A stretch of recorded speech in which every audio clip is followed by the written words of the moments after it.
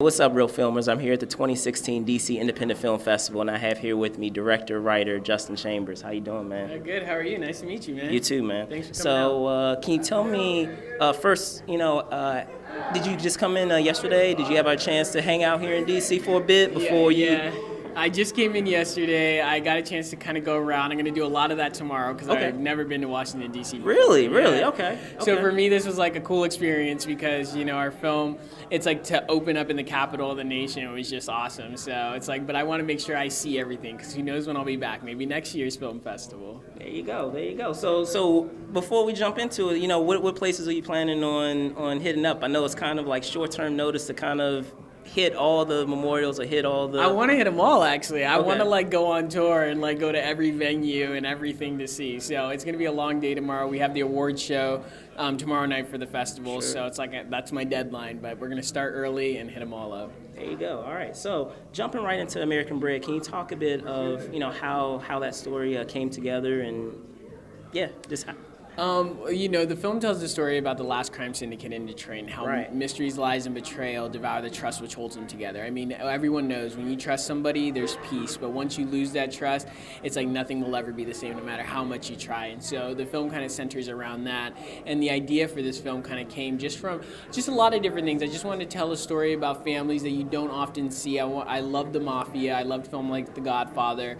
I wanted to have this film that had this independent film that told this story, but surround it with stuff that really draws people in, and nowadays the attention span of kids is not what it used to be, and a lot of times you get these indie filmmakers that make these like artsy movies and all that kind of stuff, which is great. There is an audience for that, and some of those films are absolutely exceptional, but for me, the type of filmmaker I am, I love making things that affect audience and pull audiences on a grand scale, and oftentimes with small independent films, you don't get that type of platform, especially if it's an artistic feature.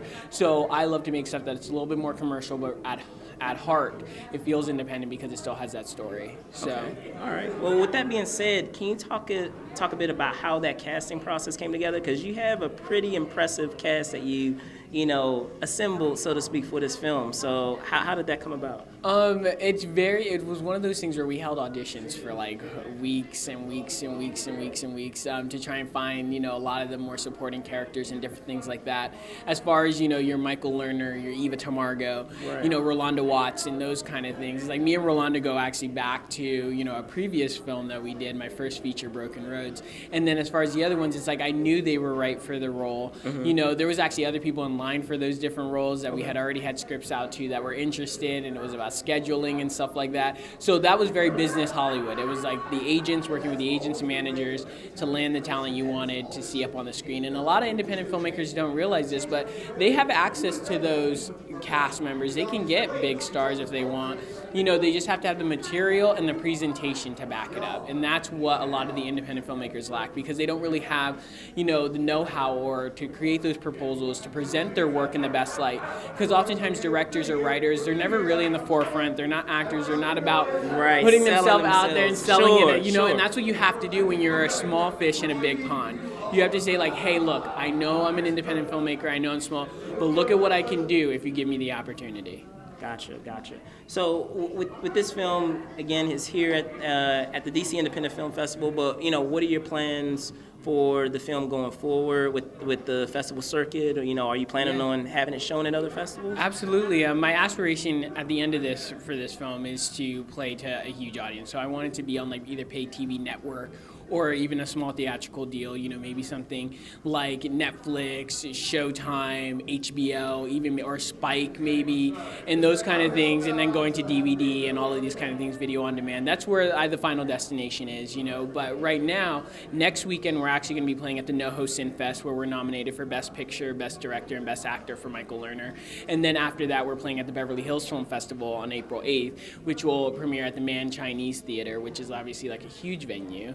And and then we're going to Palm Beach. So it's like Wow, Palm Beach. Oh, I'm jealous, man. Okay. It's I feel like a musician going Right. on tour right now. Right. It's like I just wish my pockets were like musicians. Right. You know, but it's like one of those things where it's like this is an exciting time. I never did the festival circuit before on this big of a scale with a feature film, which is a lot different than short films, because short films, they take like 80 or 90 or 100. If you have a quality short film, there's chances are that you're going to get in. But with features, they take like 10.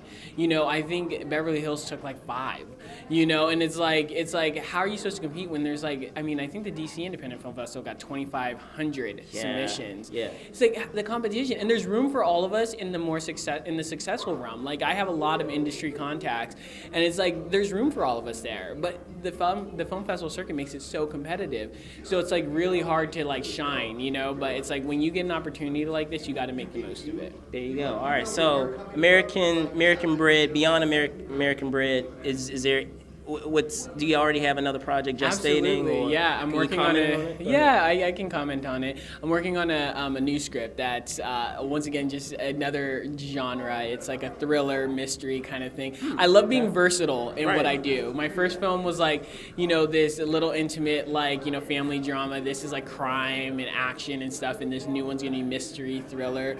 You know, kind of like Gone Girl meets Seven, and it's called you know, Killer Softly. So it's like it's really good. It's really different. It's another one of those films that'll keep you on the edge of your seat.